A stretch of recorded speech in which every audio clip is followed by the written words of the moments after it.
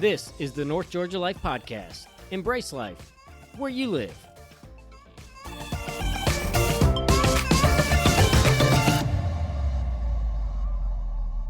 Welcome back to the North Georgia Life Podcast. It is Jake, your host. Today's episode is, I think, going to give you some really tangible things to do with the family, and no pun intended, but it's all outdoor tangible things. So the thing I really love, well, there's a couple things I really love about this episode. So one, it's a great family story. There's a lot of businesses that we don't necessarily get to hear some of the family elements related to actual, real life in business. And we get to share some of that with you today. So I think that's really good. If you have family businesses, if you have things that you want to do or are thinking of or dreaming of potentially doing with your family, there's some great lessons and wisdom in this episode, as well as, hey, if you're looking for some really awesome things to do, maybe you've got family coming into town over the course of the next few months or year. Everybody's kind of got a little bit different interest level and activity level and maybe fear factor. This is where you go. You have four different businesses, but you have effectively one place that you can go, take everybody there for, a long weekend or even just a day trip, and everybody can do their own thing at the same time and have a great time. And then everybody gets to have fun, their kind of fun, their level of fun and excitement in the day. And you can all carpool back and forth together wherever you're going to go. Or you can make it a weekend and have a great family vacation in the Blue Ridge area. So today's episode, I think, is going to give you some, I'm positive it is going to give you some great things to do over the course of the coming months, but also really give you maybe some good life lessons and some things to talk about with family members or kids that maybe have passions that they want to pursue in the future. And sometimes it's just getting those little nuggets of encouragement and wisdom and guidance that help bolster that in the days and months and years to come. So with that as an introduction, we will get started. If you have suggestions, places you want to hear from, people you want to have on the podcast, you can always email us at northgeorgialifepodcast@gmail.com. And you can find us on Facebook and Instagram. I am woefully behind on putting content on there. But the good news is I've got great help now. So that will be getting better over the months to come. Let's get going in the beautiful Blue Ridge, Georgia. We are with Whitney Mayer today. Whitney, you and your husband are the owner-operators? Yes. Of all of the titles? Yes.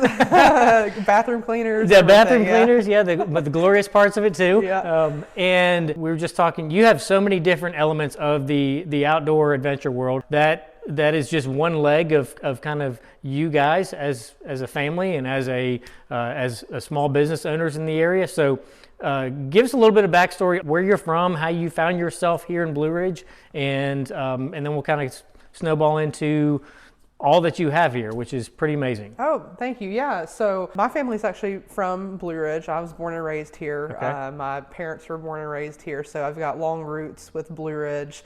I practiced law in Atlanta. I knew I didn't want to live the rest of my life there. My family was all here. Yeah. So my husband and myself, we just had our first child. So we moved back and we're helping with the family business. So kind of where it all started, this is kind of, I feel like adventure business is kind of in my blood because my family purchased a rafting company in 2001. Okay. And so, it's been over 20 years. We raft over on the Ocoee River. Mm-hmm. It's the company's name is Ocoee Rafting. It's right about 12 miles from Blue Ridge, so it's still kind of in the general area.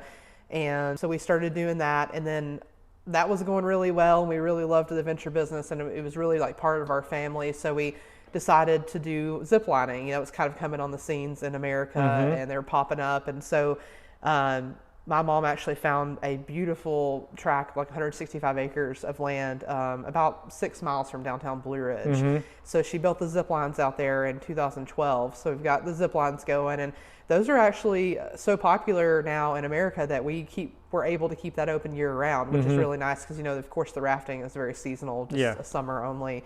So that's Zipline Canopy Tours of Blue Ridge. Great activity for all different ages. We have families that come out there, bachelor groups, whatever. It's just a great activity for everybody.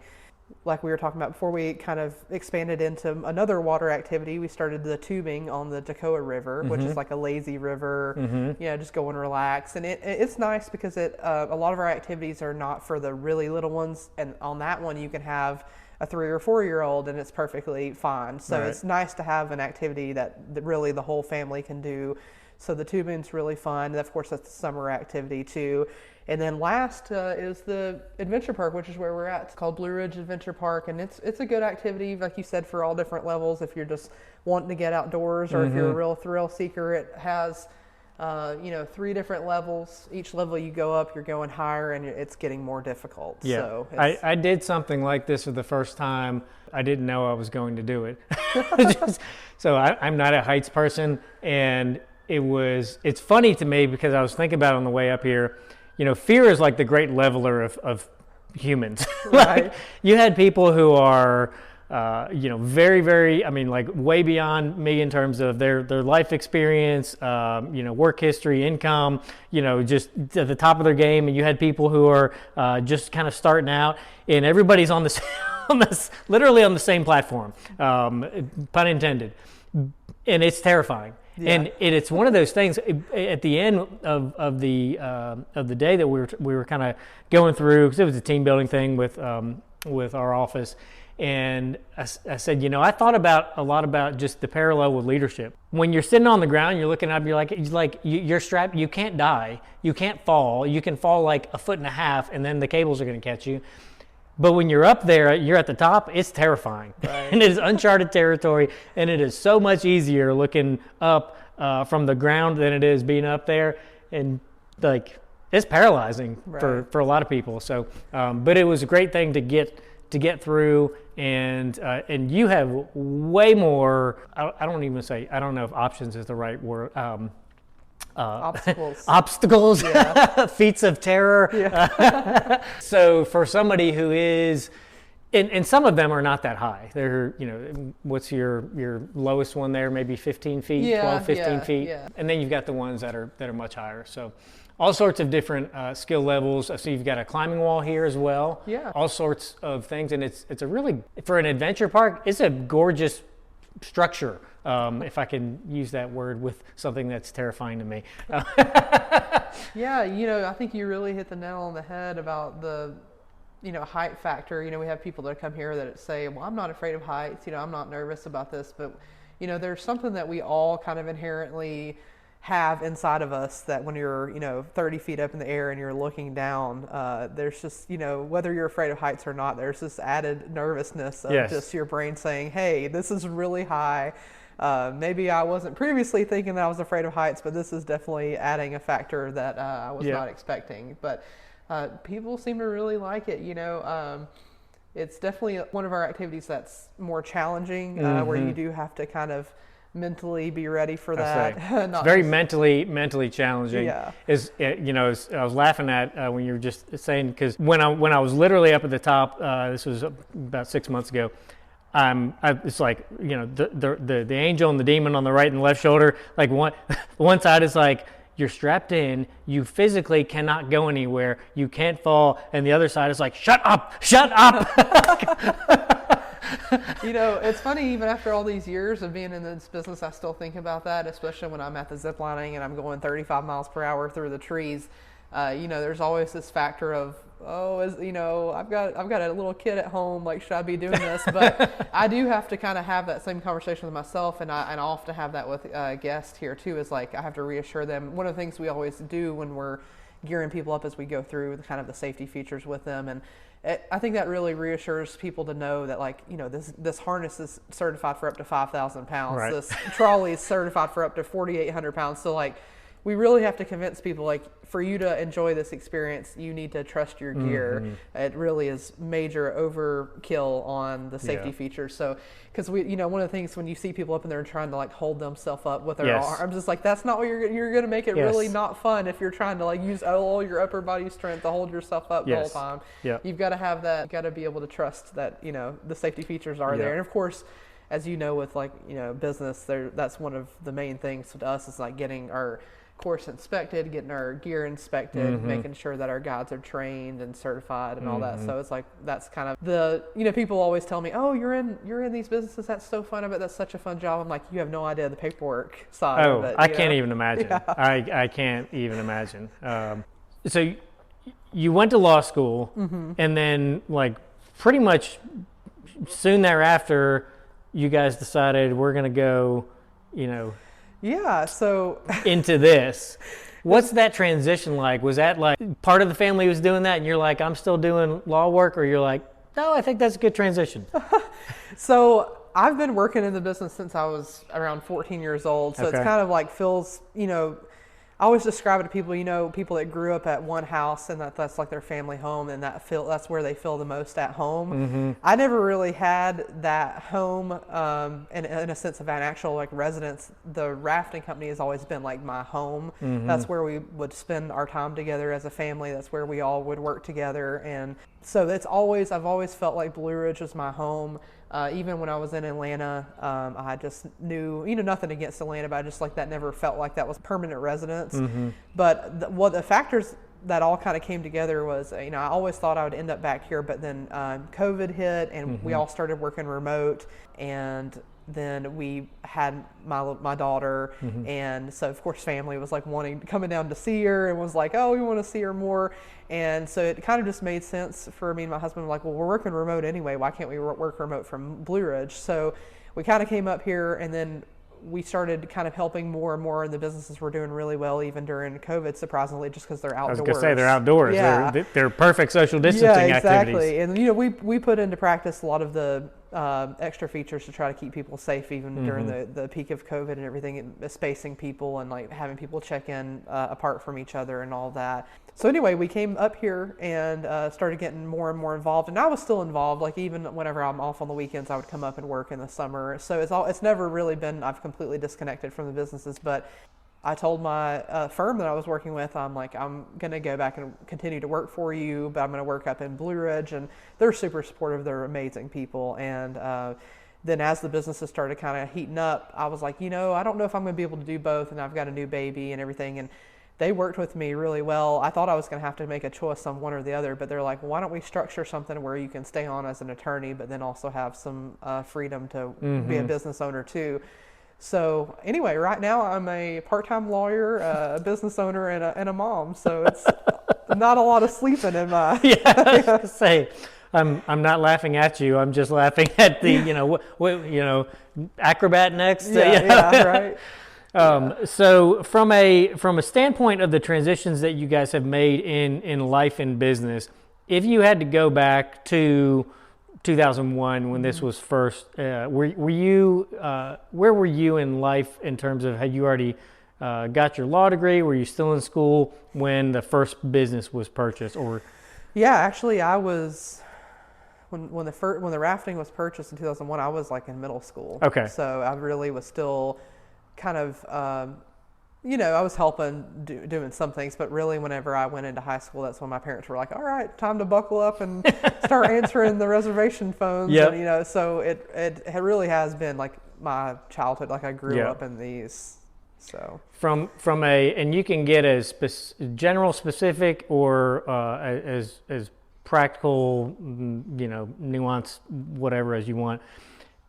From middle school, being kind of brought into this world, and I would say this is a unique industry, if industry is even the right realm for that. From business growth, from practical execution of what you do, to business acquisition. I mean, you guys have done that as well. Right. Any kind of like specific or general nuggets of wisdom you would give to somebody who is anywhere in that, families operating a business? By the way, it's not just mom and dad, it's all of you right. who are also now instantly employees. Ignore child labor laws, it doesn't matter. To, hey, we're looking at evaluating a business, is it the right thing? Or how going about the financing element of like any things that if you could go back in time, like we really did this well, or if we could go back and do this instead or do this sooner, anything sticks out? Yeah, I mean, I feel like I could probably write a book on that of just like kind of preparing yourself for being a business owner and what to expect and all the ups and downs of everything. But I have really watched my parents be entrepreneurs my whole life, even before they got into this industry, and they are both. I wouldn't say they're not Harvard educated. I mean, they didn't go to college. They're just really hardworking people, and it really is amazing to watch what they have accomplished. It's really, I always joke with people, it's kind of the American dream, really. I mean, people who have worked their whole life and been able to build something to really be proud of and to be able to include their kids in. It's amazing, and it's been so rewarding to be able to be, people always say family-owned business, and that never has really occurred to me of how important that is until I lived in it. It's like it's really amazing to be able to work with your family, and of course people always warn you got to be careful going into business with your family, but it's been really nice, and I'm just so proud of my parents and everything that they've done. I mean, to kind of answer your question about any advice to people that are thinking about going into business, it's it can be the most rewarding thing that you've ever done, other than probably having kids. I have to say, of course anyone that has a kid knows that that's up there, but building your own business is so great. Having autonomy over when you work and being able to be off to go to your kids' events or whatever. That there's a lot of pros to that, but then of course the advice that I'd have is be ready to really give it your all, because if you want to have a successful business, you're going to have to give 100%. And that's one thing that really makes me proud of my parents. They would do whatever it takes for the business. If someone calls in and you don't have somebody to cover the shift, they're out there. I mean, there's nothing that my parents wouldn't do. I mean, up, down, I was joking about us being bathroom cleaners. At the end of the day, we'll help clean the bathrooms, we'll pick up the trash. I mean, if you really want to have a successful business, you've got to be all in. Yeah.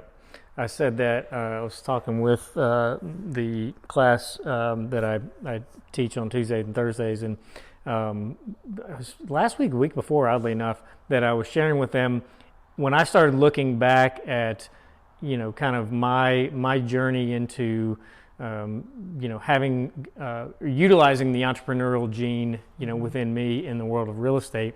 I said the one thing I started looking at is from when I was in college, maybe even high school a little bit, but really in college and then out of college, there was no job that was beneath me. And even after graduating college, I share with them a story. I'll never forget this.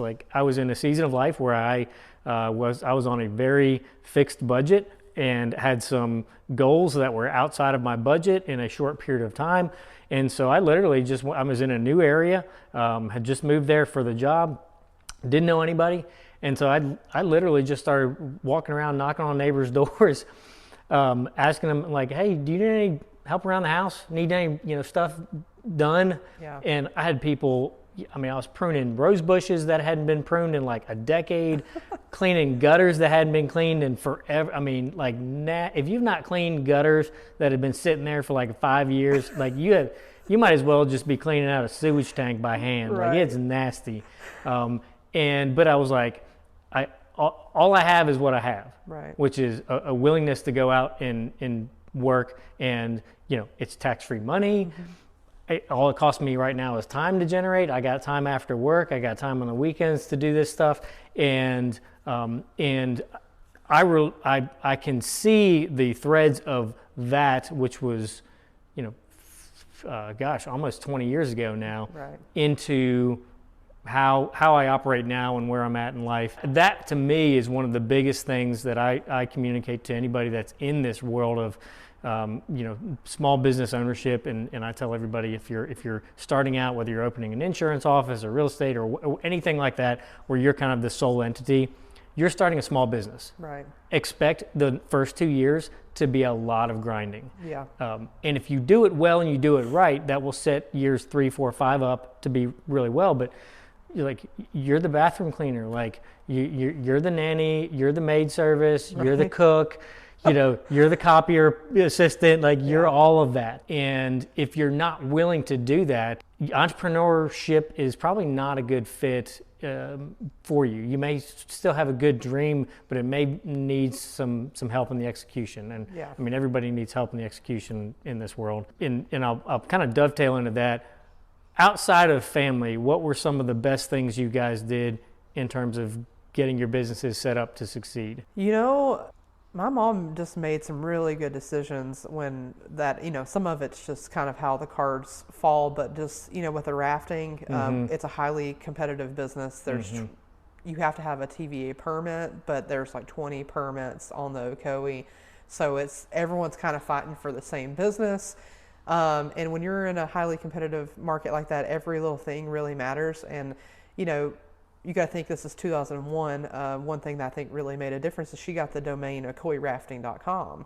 And so that made, at that time, that didn't seem like a big deal. The internet's kind of like coming on, but that turned out to be huge, and then we were able to get the trademark for Ocoee Rafting from that. And so that was a big deal. It was just, and it was kind of one of those things where it's like, if the cards had fell a different way, it could have been a totally different outcome. But it's been, you win some, you lose some. That's one of the things I really have watched my mom, like, there's been some decisions that were made that were amazing, but then there were some other decisions where they didn't pan out, and she lost some money. And that's another thing that, on your advice to entrepreneurs, you got to be ready for that. You're going to take some hits. It's not always going to be sunshine and rainbows. Yeah, no, it's definitely. But you're one of the few people I've ever heard talk about the grind, and I think that's really, because people say about starting your own business, a lot of people have this idea of how great it is, and I think it's really good for people to be honest with someone that's it gets great, but it doesn't usually start great. Yeah, exactly. It's like I have terrible allergies, and I remember one house I was tearing out nasty, 40-year-old carpet, like itchy, cough, nasty, and at the end of the day, I got paid. Right. So it's like, as long as it's not illegal, unethical, immoral, there's not a job that I won't do if it's getting me to where I want to get to. And that's really good to share that with people, because I think a lot of people that have they have the idea, but they don't necessarily have the mental, they're not at the mental space for that. But what's interesting, I did want to mention, my parents have that so ingrained in them that I almost have to be, and I hate to be this person, they always say, oh, well, it's just your generation, you don't want to work, but I have to be the other side of it to them, because they're so used to just doing whatever it takes. Like if something needs to be done, they'll do it themselves, that I've had to have hard conversation with them of like, all right, at some point you've got to look at the value of your time. Yes. Okay. So you can save $100 by cutting your own grass at this property, but the time that it takes you to do that every 2 weeks, could we be using that time more, leverage is not a bad word. Yeah, exactly. So they've, it's kind of, and I've noticed it more, especially with the older generation that has worked in a business for a long time. They're like, I can do it all myself. And I'm like, Mom, you could pay somebody $100 to do this, and then open yourself up to do something more productive with your time. I'm not saying just go home and sit on the couch, because I know you're never going to do that, but you've got to have at some point, and especially even like in America, just with our tax system, it's like you've got to have expenses. Like that's just how life works. If you kill yourself and do everything yourself, and you have a big business and it's doing really well, and you have zero expenses, well, just get ready to write a check to Uncle Sam, because you're not.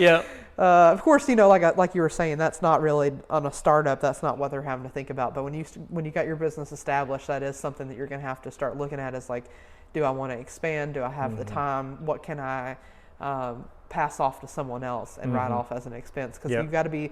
That's some people ask me sometimes, do you use your law degree in what you're doing now? I do. I think it's very beneficial to have a law degree, but if I could go back and get another degree, I'd probably want to be an accountant, because having a good accountant and a good understanding of the tax system is huge in a business. Yeah. Let's get into just some of the activities, adventures. Blue Ridge has obviously changed a little bit since you grew up. You were growing up. Take us through kind of what you have without getting too nitty gritty. Okay. So we'll start with the rafting. It's like I said, it was on the Ocoee River, and the Ocoee River's claim to fame was the 1996 Olympics were held there. So they're very well known for that. You've got two sections of the river. You've got the upper section and the middle section.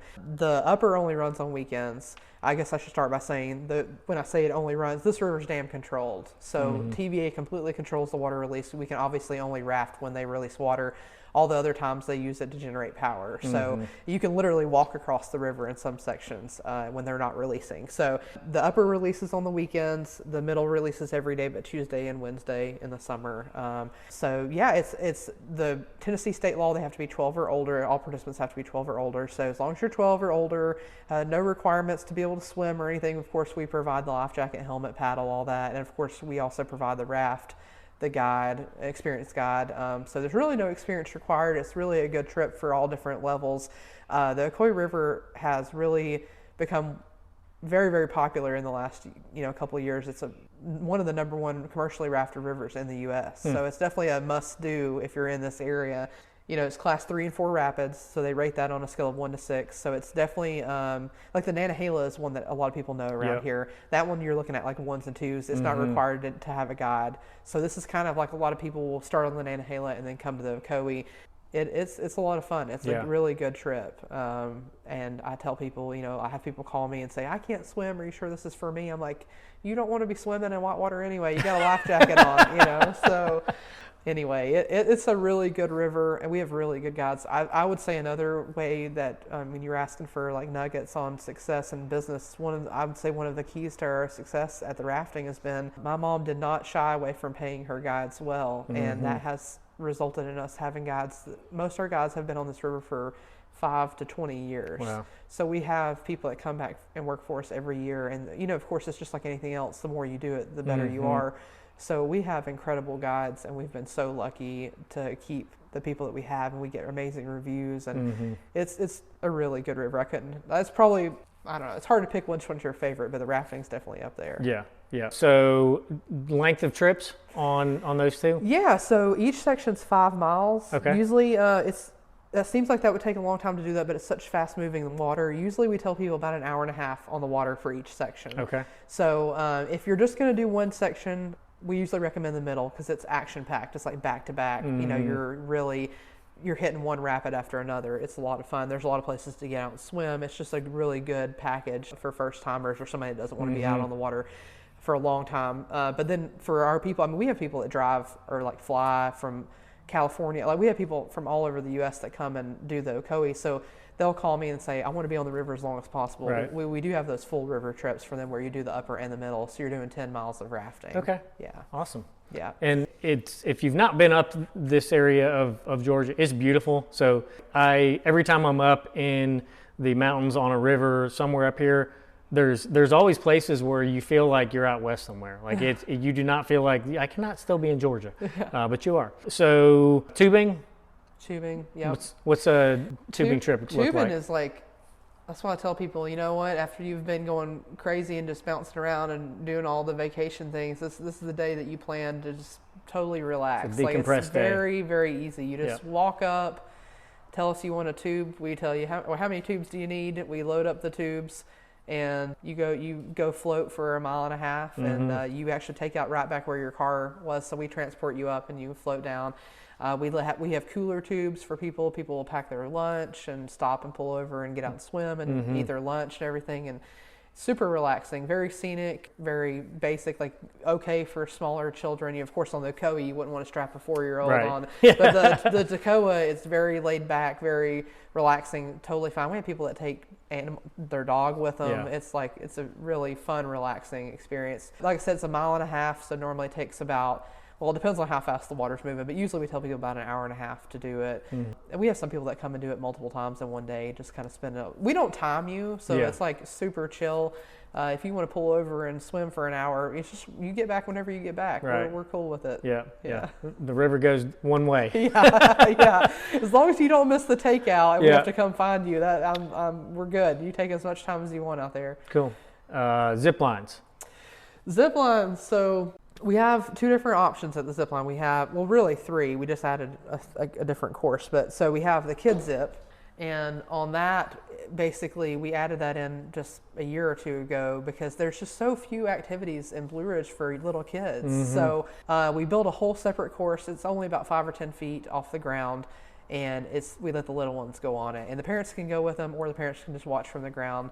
So that's kind of what we call our kid zip. That's about an hour long. And then we have the big course is what I call it. On that you have two options. You have a 1 hour and a 2 hour. Okay. So the 1 hour is 7 zips, the 2 hours 13 zips. And people always call me, well, I don't know what I want to do. We've never zipped before. They're both really good. You're looking at half a mile cable versus a mile of cable, and also the 2 hour goes over water. So you'll be zipping over Fightentown Creek, you'll be zipping over a pond. And so it just really depends on how long you want to be out there. Even though zip lines become very popular in the U.S., a lot of people still have not ziplined before, so they're a little hesitant to sign up for that, like a mile of cable. So anyway, the one hour is really popular for new people. But if you've ziplined before, I know a lot of people have zipped in Costa Rica and other places. I'd definitely come out and check our 2 hour out.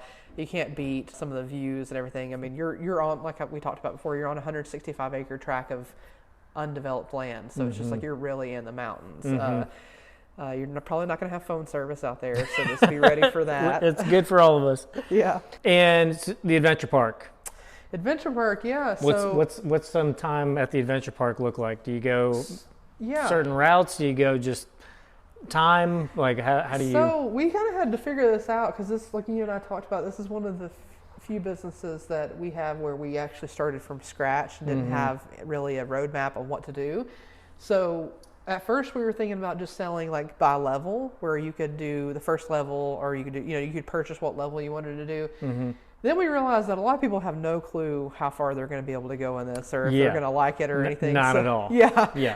So we actually shifted kind of quick on that and was like, you know what, we're going to do a time. That way people can do whatever they want. We want it to be enjoyable for people and not stressed about like, what level can I get to or whatever. So we just did, you purchase the ticket, you get an hour and a half on the course, and you go as far as you want to go. Yeah. So if you do the first level and you're like, you know what, I don't really want to go to the second level, I'd rather just do the first level again, then that's cool. Or if, we have people that come here and they're kind of, pretty athletic, or maybe they have a military background and they run through all 3 levels in 30 minutes. You know? So it's just really, we wanted to make it the best for the customer. So we just give them an hour and a half to do whatever you want to do. Yeah. And some of this stuff you've seen before, if you've seen some of these, the ropes courses, the adventure type stuff. And some of the things I saw, I'm like, what kind of sick, twisted human being designed this thing? Because it is literally all different skill levels. Like you said, you have very, very low, basic you've seen before, and you have ones that I've never seen before. Yeah. So to each their own adventure. Well, and we try to keep it, fresh. We try to, change the elements out too, because we do have people that come back with us every year, and we want to keep it where it's interesting to them. So if you come one year with us, you'll see an element, and then it might be something different next year. So it keeps it fun.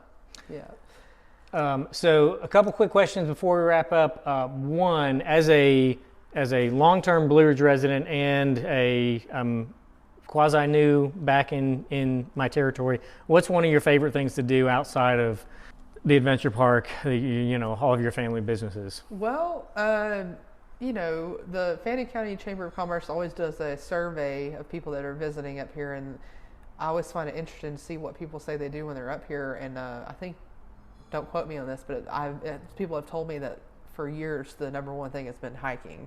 So that's one thing that we even do ourselves, even as people from here. If we have a free day, it's like, let's go on a hike. Let's go hike to a waterfall, or something like that. So we really love that. Of course, we try to go to the restaurants and support local restaurants. I was going to ask you if you have any hole-in-the-wall local restaurants you love. You know what? I get that question a lot just because I'm the person that answers the phone. If I had one, my husband's going to shake his head whenever I say this, because there's always like, how you run a restaurant into the ground, you eat it so much. Yes. That's how he feels, because I always, whenever we're going out to eat, Misty Mountain Hops is always my pick. I'm like, let's go there. I love that place. Really cool atmosphere. They have like music posters up on the wall. They're always playing music. Love it already. Yeah. And then they have, a pretty wide variety of items on their menu, which I really appreciate. It's anything from wings and burgers to a tofu salad. So I mean, it's like my go-to. I'm not a vegetarian, but it's like the only tofu place that offers tofu in Blue Ridge. Plus, I know the owner, and he is an amazing guy. So I love. If I'm going to throw my money at somebody, I love giving it to someone that I know is a good local that really gives back to the community. So. Right before we end, I like to do something I call the lightning round, which is a question that has nothing to do about anything that we've talked about. In the past, I've gotten stuck asking questions about movies that people haven't seen. So instead, I assume that you've read a few books having a law degree. Prior to graduating high school, what was your favorite book that you read and why? Oh, wow. This is going to sound like a major cop-out, but anything John Grisham. That was actually what kind of got me into law, was when I was younger reading Grisham books, The Firm. Yeah, The Firm. Yeah. And, the Pelican Was Tom Cruise like 15 in that movie? Right. So I know, I don't even know if young people know John Grisham now, but I know, it's a crying shame. Yeah. You can't beat a good John Grisham book, so that's probably be mine. All right, so how do people find you on social media, online, phone number?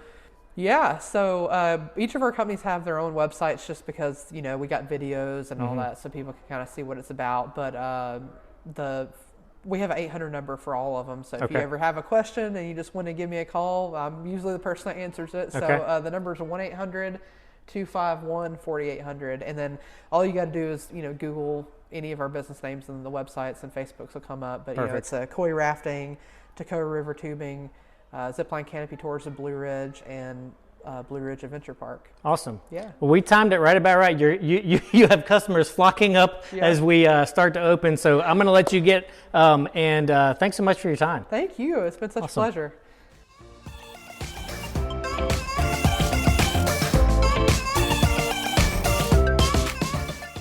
This is the North Georgia Life Podcast. Embrace life where you live.